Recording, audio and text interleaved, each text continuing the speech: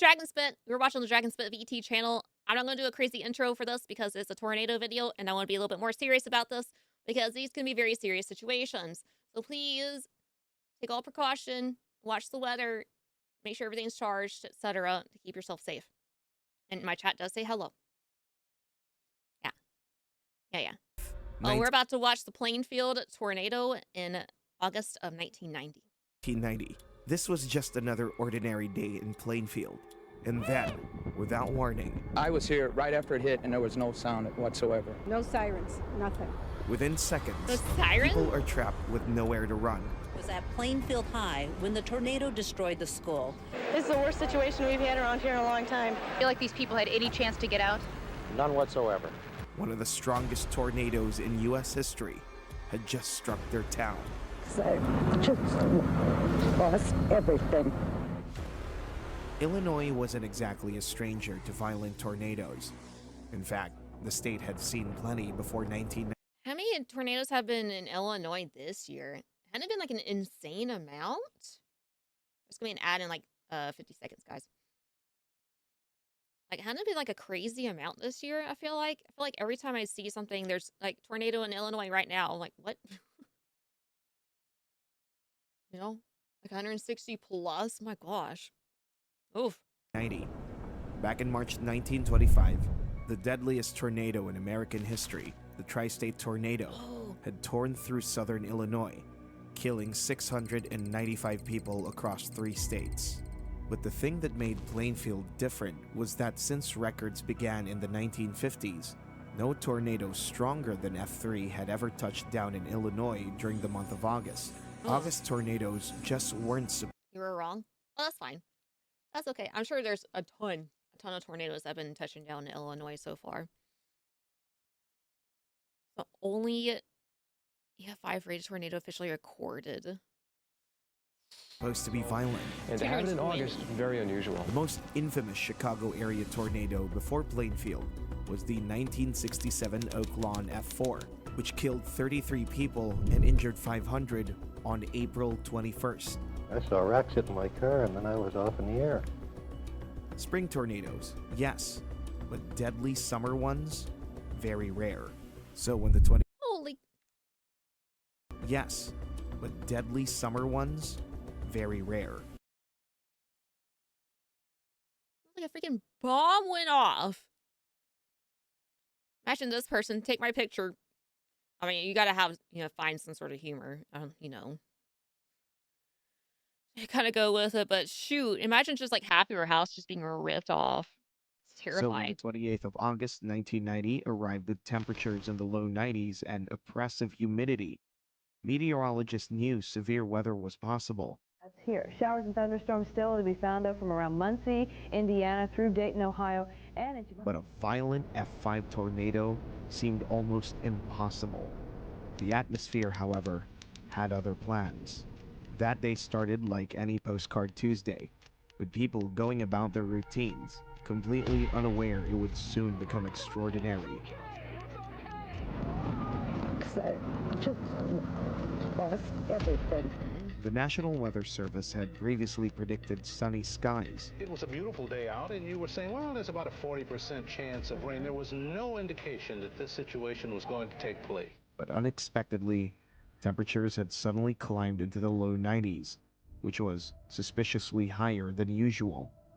This wasn't supposed to happen, because it became about 11 degrees warmer than normal for late August. This meant that the atmosphere was quietly accumulating a tremendous amount of energy, more than double what meteorologists typically classify as extreme. At the same time, a subtle weather disturbance drifted across the Great Lakes, and a cold front pushed in from the west, slicing into the warm, heavy air below. No one realized what that combination truly meant. Put together, it was one of those rare moments when the sky practically dares tornadoes to form. However, one key ingredient for tornado formation was missing: strong low-level wind shear. Doormat 4574 gifted. There we go.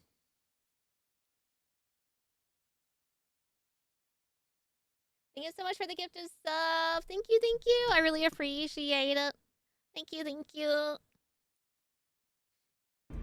By mid-afternoon, that changed. So we went outside the garage, and I said, it's getting dark, and then it got the green. Yeah, you got the green sky. Look how fast it would just change to green.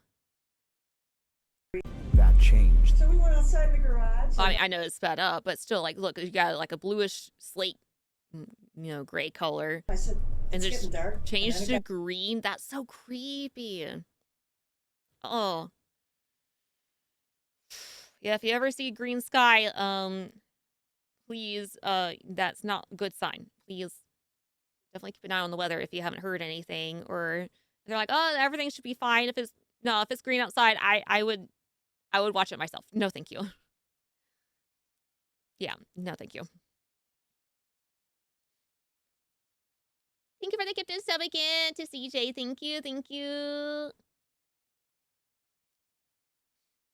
Oh, I'm still remembering like the time that I can't remember what the color of the sky looked like. I'm going to look at my pictures when it hailed during the stream when the tornado went over my house. I had to look and see. Maybe I had a greenish tint. I don't remember. I just know it's dark. I'll have to double check and see. Got the greenish color, and then my husband came home and said, I don't think so. And then they changed forever. Oh. But green skies don't always mean tornadoes, and nobody was warning them otherwise. 12 p.m.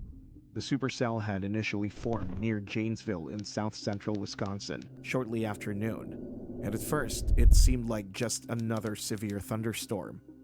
But this was becoming different, because the storm was organizing, rotating, and feeding on unstable air.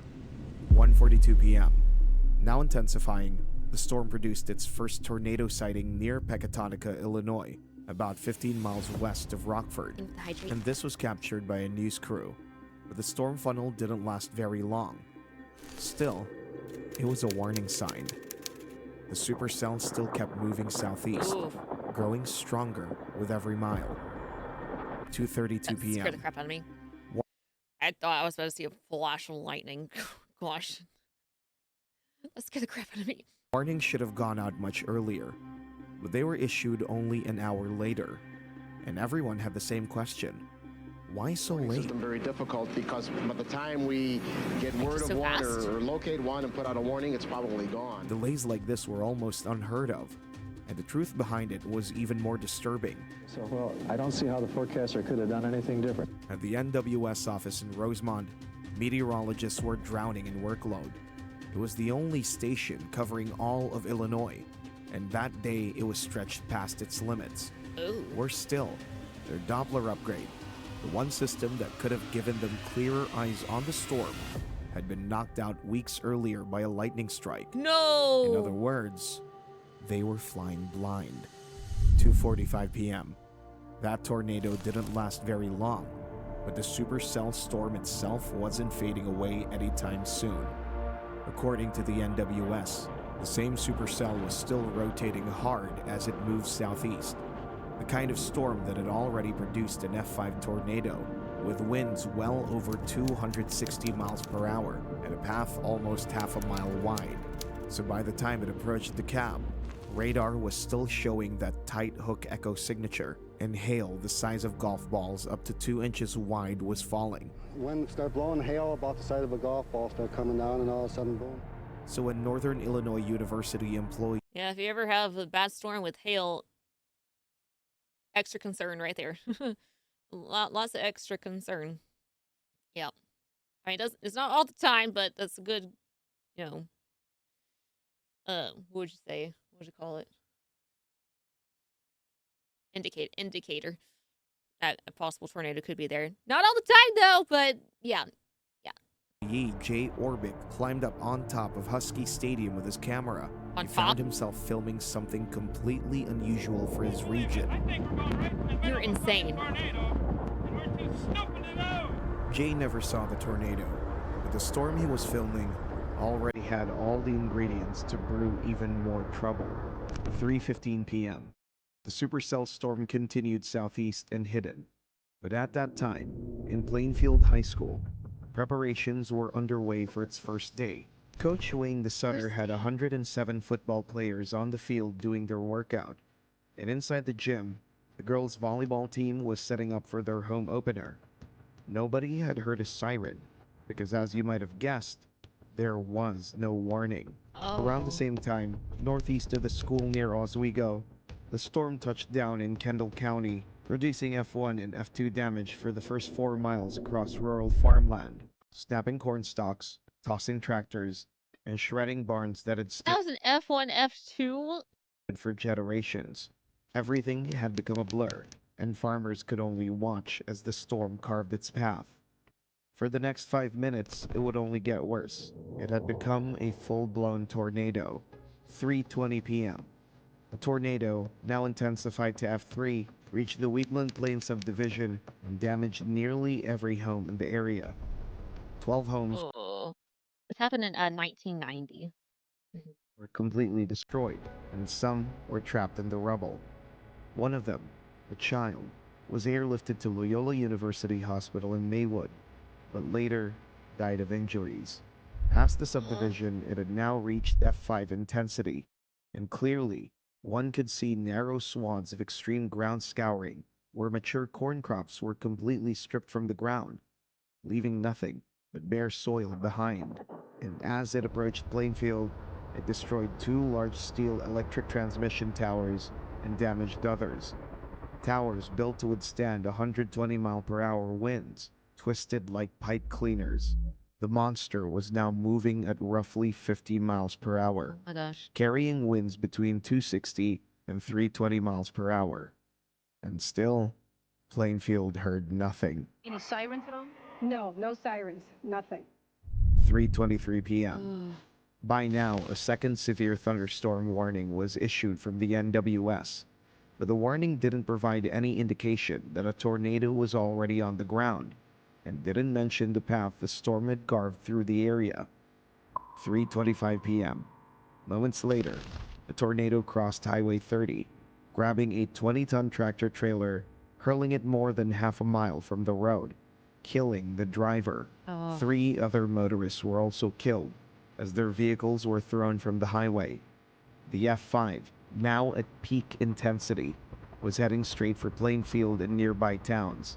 I can't imagine of all the, tornadoes to not have a siren for an F5.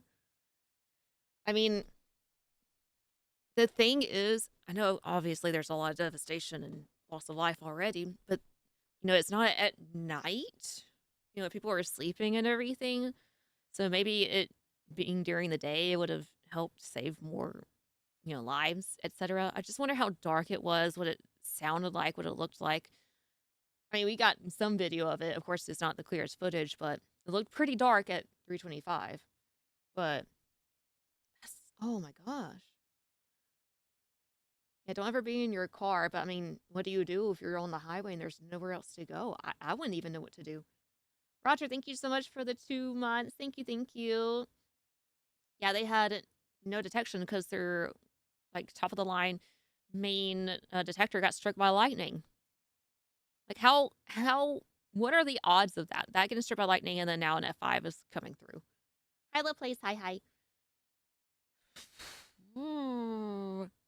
Yeah, don't go under an overpass. Basically, it's like a suction thing. Do not go under an overpass. It will suck you out. Do not do that. Do not do that.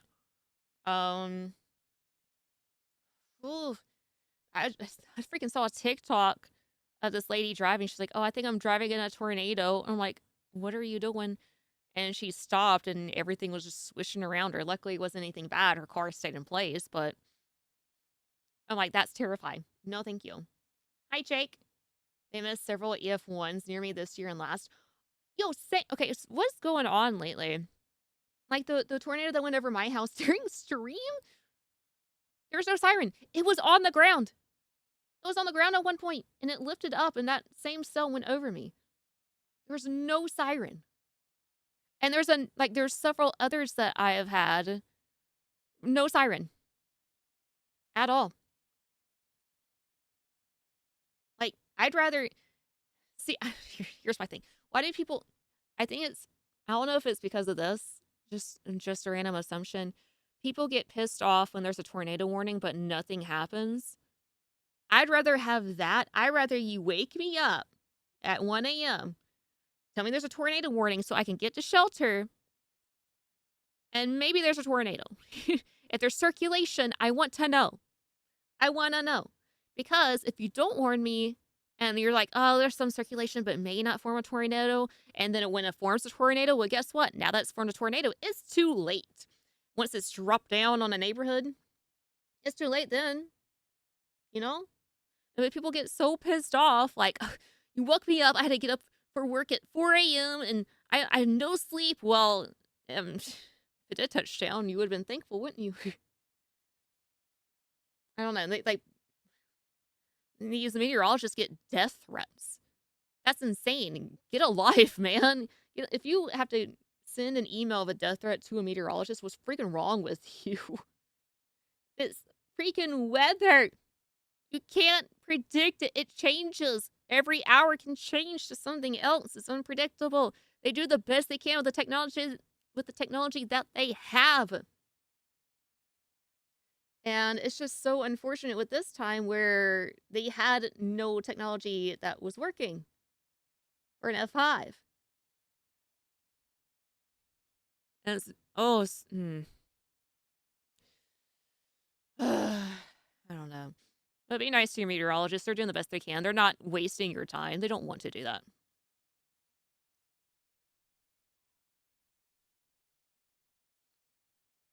Special emergency alert. I had no idea. I have my app on my phone, and it sends off a siren or an alarm thing that wakes me up. But then again, it doesn't always work. So, but anyway, that's why I always watch the weather regardless, and I kind of listen to some stuff. I'm no expert, obviously, but I like to listen, kind of like how I did that day when I was streaming, and I'm like, something doesn't sound right. That sounds like hail. Okay, the wind doesn't sound right, and I thought I was overreacting. I was not. Even though my power didn't even flicker. Apparently your power doesn't even have to go off and a tornado can hit it, like the guy on the TikTok. He was recording in his house. His lights didn't even flicker and the tornado just ran right through it. So, yeah, I was not overreacting. Something in my gut said, get to safety right now.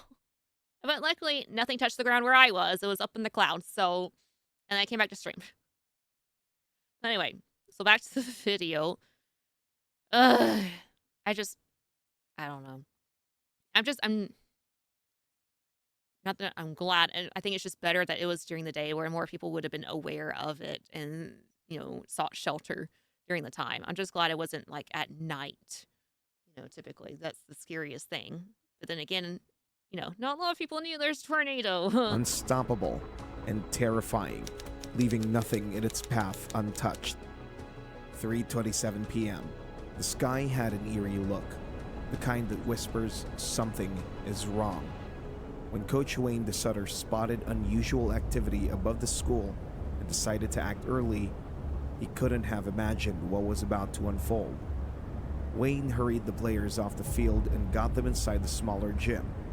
In the larger gym, the assistant volleyball coach yelled at them to get out as they were just minutes away from their home opener.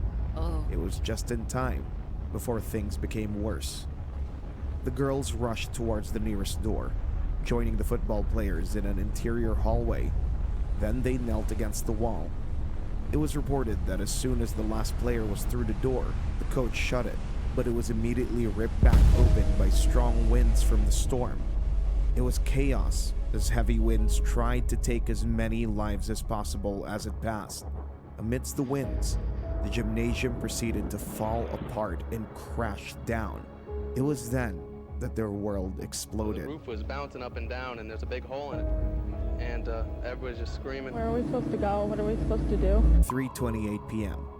Yeah, W coach. Especially, I'm glad he noticed, like, hey, something's not right, and went in there, saved all their lives. Like, literally the last second, as soon as he closed the door. 1 second, too late, he would have been ripped off with the door. Imagine.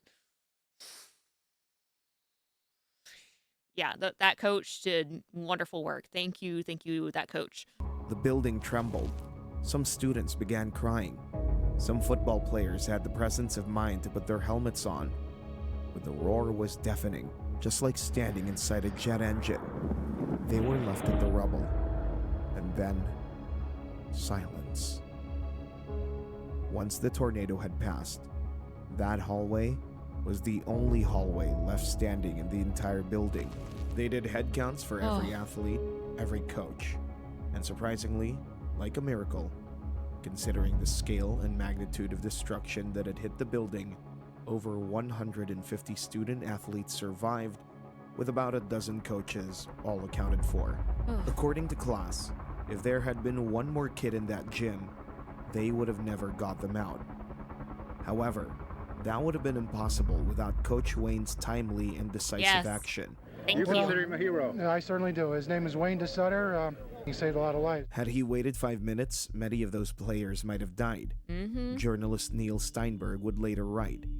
Still, the grim truth was that 3 lives could not be saved inside the school. Stephen Hunt, a 43-year-old science teacher, plus 2 maintenance workers. Do you feel like these people had any chance to get out?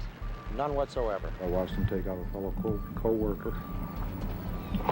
Aww. Hunt had been talking with fellow teacher Linda Kinnikin only minutes before the tornado hit. When it struck, the wind grabbed a semi-trailer from the parking lot and dropped it onto the 2nd floor of the science department. His car was gone. The wind was so strong it took it half a mile away. We thought he went home. Little did we know that they found his body under the wall, said Dave Rotz, assistant football coach. 3:29 p.m. Oh, that's so sad. Oh, that's so sad. And I don't know what the news people, like, you come up and you're like, hey, shoving a microphone and camera in your face. So what do you feel about everything that just happened? Like, oh, we heard like a coworker died in the tornado. How do you feel about that? No, you don't know. Hello? They lost someone that they knew and they worked with. Why are you getting in their face? Let them mourn a little bit before you start interviewing. Like, if you're gonna be, I don't know, that's just how I feel. If you're gonna do like news stuff, like just talk about it. Don't go start interviewing immediately. You know? I mean, that guy just started losing it. I mean, some people could be in shock and they're like, I do need to talk about it. But if someone came up to me and something happened, I lost everything, I would have been like, get that camera out of my face. I literally just lost everything and I don't know what to do. I would be losing my mind. Losing my mind. I'd be shoving them like, where's my dogs? You know, shoving them out of the way. You know. Ugh. I don't know. Downtown Plainfield. Downtown, the tornado tore through the heart of the village, demolishing the Plainfield School District Administration building, where the wife of a custodian was killed. According to reports, she died when the building collapsed under the tornado's force. From there, it crossed Route 59 and ripped into St. Mary Immaculate Church and School, claiming 3 more lives. The principal of the school, a music teacher, and the son of the cook of the rectory. She was the sweetest, kindest, most gentle woman you'd want to know. We're devastated. Mayor John Argadelis would later recall that he still remembered the silver cross hanging down at St. Mary's as if suspended by a thread. 55 homes were destroyed in Plainfield. Some were swept completely away. Even gravestones in the nearby cemetery were toppled. Like everybody says, they can rebuild, but you can't rebuild the lives that were lost. 3:33 p.m. The tornado roared southeast with unbelievable power. At its strongest, it was still an F5, with winds fast enough to level hundreds of well-built homes. By the time it hit neighborhoods like Crystal Lawns, Lily Cash, Peerless Estates, and Warwick, it had weakened a bit to F3, but it was still deadly. Some people described it as a massive spinning wall of wind and debris, ripping trees from the ground and throwing cars around. Water was pouring all over me and dirt, and the chair that I was sitting in was totally gone. Even with the drop in strength, 5 more people died. 2 in Crystal Lawns, 1 in Lily Cash, and 2 in Warwick. It was pure chaos. Everything started flying past the window, and I stayed down till it was over. 3:38 p.m. Crest Hill Lakes Apartments. The tornado ripped through the Crest Hill Lakes apartment complex, where it caused F3 damage and claimed 8 more lives. 2 of those were 17-year-old Letitia Herod and her 5-week-old daughter Titania Brown, who lived in an apartment building in the area when the tornado hit. Their home was destroyed, and later, their bodies were found in a field across the street. Her mother, Justina Page, could hardly believe it. Her father, William Herod, was left with grief that words couldn't capture. Well, it's a big hole. You know, I didn't get to see her be a parent, didn't get to see her go to college. Or even start her life. And stuff was hitting me, and I know I was screaming and crying. 12-year-old Jim Egizio woke up in a cornfield near his 4-year-old sister Leslie after the tornado destroyed their Crest Hill apartment. His mother, Vicky, and older brother, Thomas, 14, were killed in the storm. Jim tried to reach his sister, but the devastation was overwhelming. The Egizio family lost more members than anyone else at the Crest Hill Lakes complex. Well, basically, they found 6 or 7 persons who were dead on arrival after they pulled them out of the wreckage. Raised by his father, Jim has since built a life, but he still remembers that day vividly. Every loss, he said, counted, and that no family's grief can be measured. I've seen a lot of things in my life, but this is really the most devastating thing I've ever seen. I just cannot comprehend it. And as the tornado pushed out of Crest Hill and into Joliet, surveys showed that it was starting to weaken from F3 to F2, but regardless, look how many houses there are. They're so close-knit together. Oh, grief. But it was still violent enough to take 3 more lives.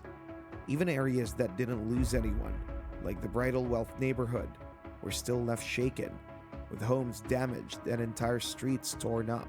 Still, the storm kept fading as it moved farther east through Joliet, moving between F2 and F1, before eventually lifting near Woodlawn Avenue and Campbell Street around 3:45 p.m., ending a path of destruction that had only lasted about half an hour, but changed the region forever.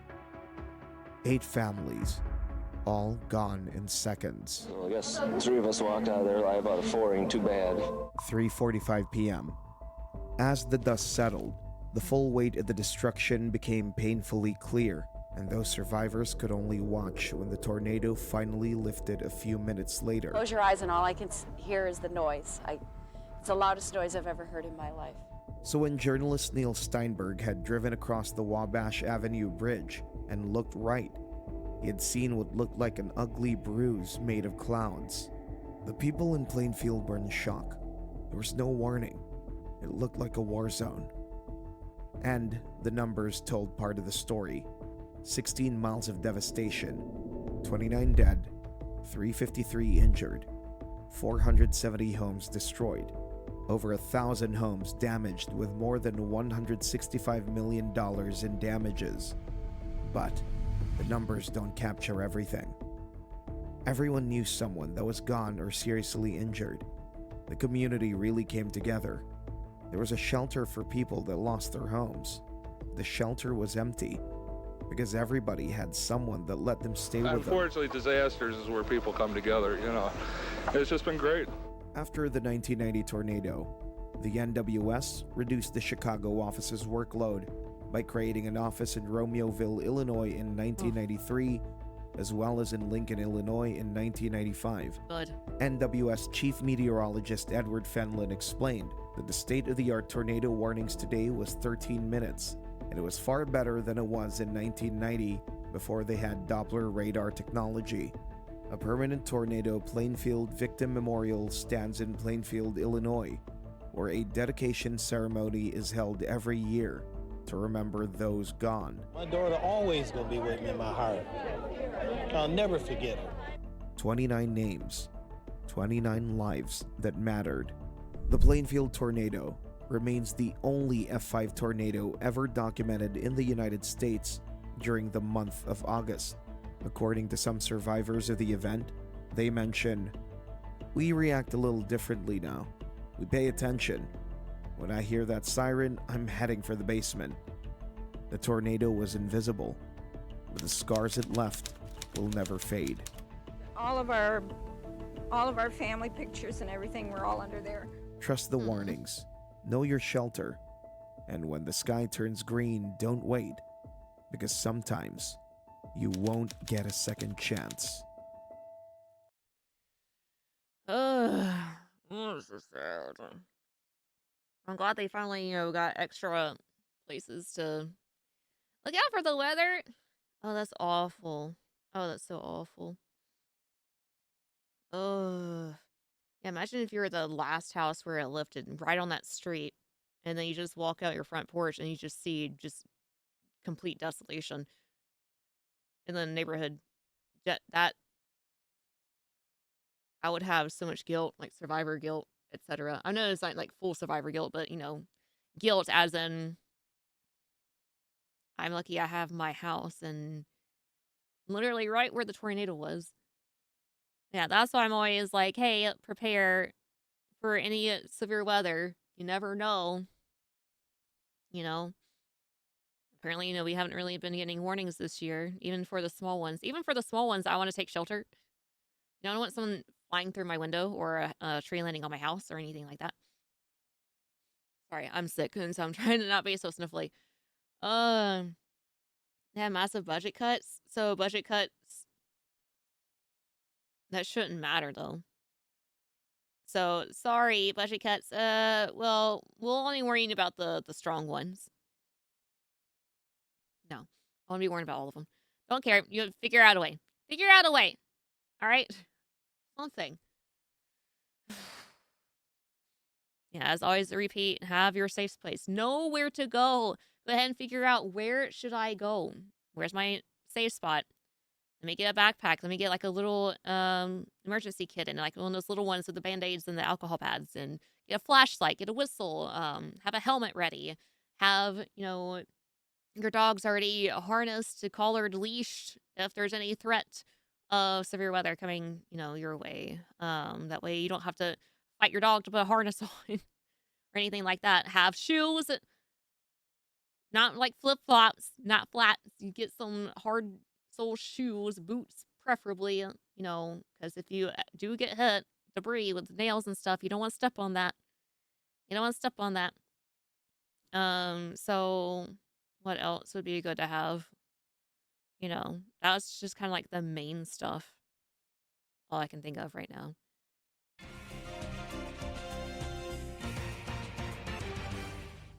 Good afternoon. My name is Spit, and welcome to Spit 6 News. We have some exciting details about a plushie release. We're turning it over to Spit with this important news.